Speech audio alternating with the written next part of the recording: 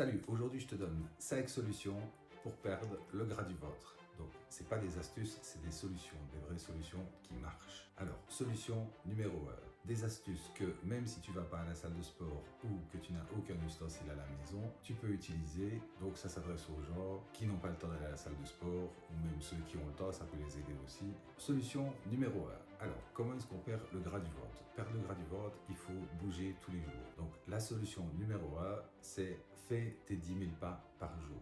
Donc, si tu peux aller chercher tes enfants à l'école à pied à la place d'y aller en voiture, n'hésite pas. Mais il faut absolument tes 10 000 pas tous les jours. Déjà ça, ce sera une solution optimale pour perdre le gras du ventre. N'hésite pas à bouger dans ta maison. Si tu dois remonter une manne de linge, fais peut-être une fois l'escalier en plus ou quelque chose comme ça. Donc il faut vraiment bouger, pas rester assis toute la journée. Donc il faut vraiment que ces 10 000 pas, quand le printemps viendra, évidemment, n'hésite pas, fais ton jardin, range ton garage, mais il faut bouger. C'est la première solution pour perdre le gras du ventre. Solution numéro 2, change des choses dans ta façon de cuisiner parce que perdre le gras du ventre, le premier endroit où ça se passe, c'est dans la cuisine, c'est pas à la salle de sport. Alors, remplacer quoi, tu vas me dire?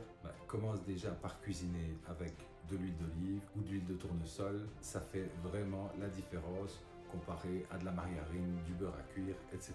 Alors, solution numéro 3, je suppose qu'on te l'a dit, que tu l'as déjà entendu, il faut éviter le sucre. Mais bon, comment éviter le sucre? C'est pas facile. Donc, moi, la solution que je te donne, c'est de remplacer par les petites sucrètes comme ceci, qu'on vend chez Aldi ou chez Lidl ou même dans les autres grandes surfaces. Tu t'en sers pour tout remplacer.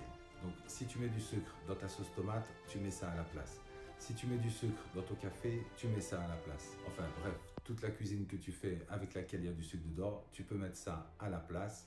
Alors, c'est pas nocif, il y en a plein qui diront oui, mais ça te donne une addiction au sucre quand même parce que tu as le goût du sucre, je les entends les commentaires d'ici. Alors en fait, moi non, ça ne me donne pas envie de manger spécialement sucré. Tout le monde n'a pas la même discipline que moi, mais je te recommande déjà de faire ça et après 15 jours à mois, tu vas déjà voir une belle différence. Solution numéro 4, et ça c'est vraiment important aussi, il faut boire de l'eau, boire beaucoup d'eau. Tu te lèves le matin, tu bois un verre d'eau. Si tu sais pas comment faire, laisse traîner des petites bouteilles d'eau dans tous les coins chez toi, dans tous les endroits où tu passes, ou alors mets une alarme ou des rappels sur ton téléphone pour te dire de boire un verre d'eau toutes les 2 heures ou toutes les 4 heures. Un simple verre d'eau. Ça déjà, ça va faire une grosse différence. Solution numéro 5.